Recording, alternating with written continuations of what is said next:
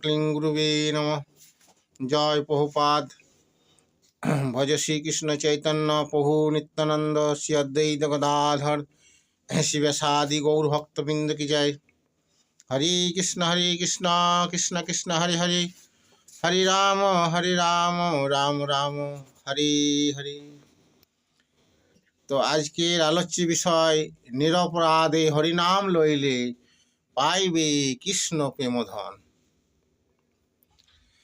তো গৌরাঙ্গ মহাপ্রভু সাক্ষাৎ ব্রজেন্দ্রনন্দন শ্রীকৃষ্ণ, সমস্ত শাস্ত্র সেই সিদ্ধান্তে উপনীত হয়েছে যে মহাপ্রভুই ভগবান শ্রীকৃষ্ণ।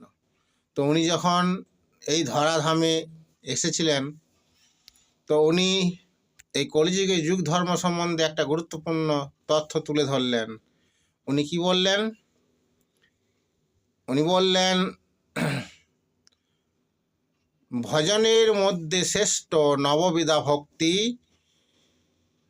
কৃষ্ণ নাম ও কৃষ্ণ দিতে ধরে মহাশক্তি। তার মধ্যে সর্বশ্রেষ্ঠ নাম সংকীর্তন, নিরপরাধে নাম লইলে পাইবে কৃষ্ণ প্রেমধন। অর্থাৎ সমস্ত আরাধনা ভজনার মধ্যে শ্রেষ্ঠ হচ্ছে এই নববিধা ভক্তি। নববিধা ভক্তি অর্থাৎ শ্রবণ কীর্তন স্মরণ পাদ সেবন, এই 9টা ভক্তির অঙ্গ রয়েছে। তার মধ্যে শ্রবণ কীর্তন হচ্ছে খুবই গুরুত্বপূর্ণ। তো এই 9টার মধ্যে যে কোনো একটাকে ধারণ করেই আপনি ভগবানকে লাভ করতে পারেন। এটা প্রহ্লাদ মহারাজ, উনি একজন মহাজন, উনি স্বীকৃতি দিয়েছিলেন। তো এই শ্রবণ কীর্তন স্মরণের মাধ্যমে আমরা, এই নববিধা ভক্তির মাধ্যমে আমরা কৃষ্ণ প্রেম ধন পেতে পারি। কিন্তু এর থেকেও সর্বশ্রেষ্ঠ হচ্ছে হরিনাম সংকীর্তন, এর থেকেও সর্বশ্রেষ্ঠ। আর কলিযুগে, বিশেষ করে কলিযুগে হচ্ছে খুবই গুরুত্বপূর্ণ এই নাম সংকীর্তন। কলিযুগে যুগ ধর্ম, তো মহাপ্রভু এই কথাই বললেন। তো প্রভুপাদজি, আমাদের পরমার্থ গুরুদেব, আমাদের আদি গুরু জগৎগুরু শিল প্রভুপাদজি প্রায় বলতেন যে তোমরা হরিনাম করো, ষোলমালা যদি জপ করো তবেই তোমাদের নামের পূর্ণতা আসবে এবং আমার আশীর্বাদ রয়েছে, তোমরা তাড়াতাড়ির মধ্যে ভগবানকে লাভ করতে পারবে। তো 16মালা জপ কিন্তু মাস্ট। কিন্তু দুঃখের বিষয়, অনেকেই কিন্তু 16মালা জপ করতে পারেন না, দীক্ষা নাম নিয়েও। তো এরকম একজন ব্যক্তি নাম জপ করেন না। তো ওনাকে সব তার শিষ্যরা, যারা প্রভুপাদজি শিষ্য, সেই সময়, কি ব্যাপার তুমি নাম জপ করছো না?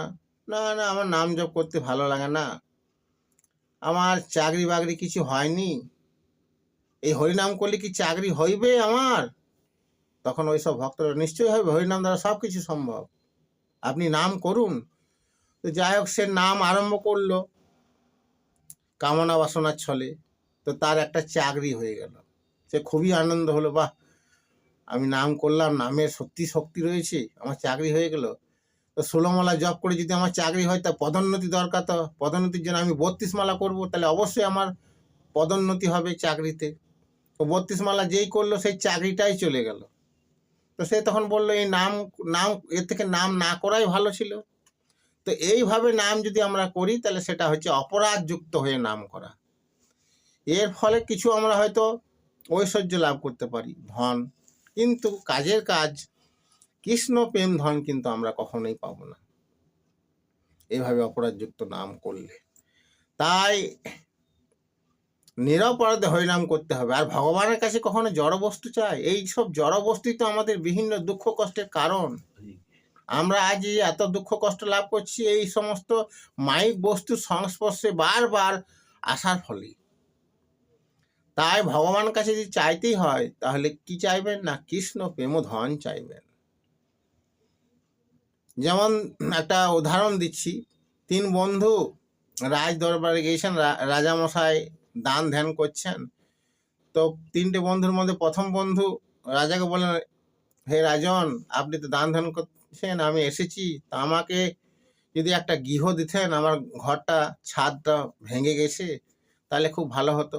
রাজামশাই মন্ত্রীমশাইকে বললেন যে এই জন্য একটা সুন্দর গৃহ তৈরি করে দাও। দ্বিতীয় বন্ধু বললেন আমার তো খাবারের খুব অভাব, যদি 2 বিঘে জমি দিতেন। তো রাজা বললেন মন্ত্রীমশাইকে এই এই ছেলেটিকে 2 বিঘা জমি দিয়ে দাও। তৃতীয় বন্ধুটি কি করলেন, রাজামশাই বললেন তোমার কি চাই? বললেন আমার কিছুই চাই না রাজামশাই, আপনি আমার রাজ্যের রাজা, আপনি ভালো থাকুন তাহলে আমার। না, তোমাকে চাইতেই হবে। তখন বলে যদি আপনি দিতেই চান তা আমার একটাই শর্ত, আমাকে যদি দিতে হয় আপনি আমার গৃহে চলুন, আপনি আমার গৃহে বসবাস করুন, আমি আপনার সেবা করতে চাই। তো রাজা ওই ছেলেটির কথা শুনে খুবই প্রসন্ন হলো। তো রাজা বললেন মন্ত্রীমশাইকে যে মন্ত্রীমশাই, আমি কিন্তু এই ছেলেটির বাড়ি যাব, ওইখানে আমি বসবাস করব। তখন মন্ত্রী, এই কি সম্ভব? হ্যাঁ সম্ভব, তুমি ওখানে একটা রাজপ্রাসাদ তৈরি করে দাও এবং রাস্তাঘাট সব খারাপ আছে, রাস্তাঘাট নতুন করে তৈরি করা। দেখুন তারপরে কি হলো না, গোটা গ্রামটি বিশাল একটা সুন্দর জায়গায় পরিণত হলো, রাজপ্রাসাদ হয়ে গেল। তাহলে সেরকম এখানে শ্রীকৃষ্ণ হচ্ছে আমাদের রাজার রাজা।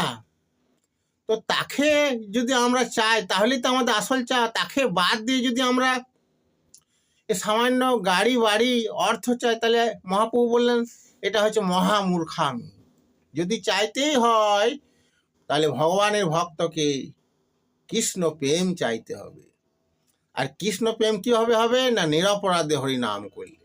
তো নিরপরাধে হরিনাম কীভাবে হবে না, হরিনাম আমরা শুদ্ধভাবে গুরুর নির্দেশ মতো সদাচার করে নামের অনুশীলন করব। বেশি সংখ্যক 16 মালা তো গুরুদেব প্রভুপাদজি দিয়েছেন, আমরা 32 মালা করব, দরকার হলে 64 মালা করব। এবং ঘাসের থেকেও নীচ হব, এরকম মানসিকতা। সবসময় নিজেকে ছোট করতে হবে এবং বৃক্ষ থেকেও সহনশীলতা করতে হবে। বৃক্ষ কত সহনশীলতা, তাকে যে লোকটি কাটছে তাকে সে ছায়া দান করছে, গরমে প্রখর গরমে রোদে তাকে ফল দান করছে। এর থেকে সহনশীলতা আর কিছু আছে? কোনো কথা নেই। নীরব দর্শক, কত কষ্ট সহ্য করছেন, কোনো বাক্য নেই। তো এরকম আমাদের সহনশীলতা অর্জন করতে হবে। অপরের দোষ বা সাধু বৈষ্ণবদের দোষ দর্শন করলে হবে না। দোষ দর্শন ত্যাগ করাই হচ্ছে একটা বিশাল তপস্যা। অপরের ভালো জিনিস লক্ষণ করুন, ভালো জিনিসকে দর্শন করার চেষ্টা করুন। তাহলে এইসব ত্যাগ বৈরাগ্য নিয়ে যদি আমরা নামের অনুশীলন করতে পারি, শুদ্ধ নামের অনুশীলন, তাহলে একদিন এমন আসবে যে আমরা অপরাধ থেকে মুক্ত হয়ে শুদ্ধ হয়ে যাব এবং সেই দিন গুরু বৈষ্ণবের কৃপায়, ভগবানের কৃপায় নিরপরাধে হরিনাম করতে পারবো। আর এই নিরপরাধে হরিনাম করার ফলেই আমরা ভগবত প্রেম বা কৃষ্ণ প্রেম লাভ করব। এই হচ্ছে জগৎগুরু শিল প্রভুপাদজির আদেশ, এই হচ্ছে ওনার শিক্ষা। আমরা ওনার শিক্ষাকে অক্ষর অক্ষরে পালন করব। তাহলে আমরা অবশ্যই প্রভুপাদজির কৃপায় কৃষ্ণ প্রেম অর্জন করব, ভগবত ধাম প্রাপ্ত হবে। আমরা সকলেই ভগবত ধাম প্রাপ্ত হব। এই হচ্ছে আলোচনার মূল ভাবার্থ। হরে কৃষ্ণ, জয় রাধে, হরে কৃষ্ণ।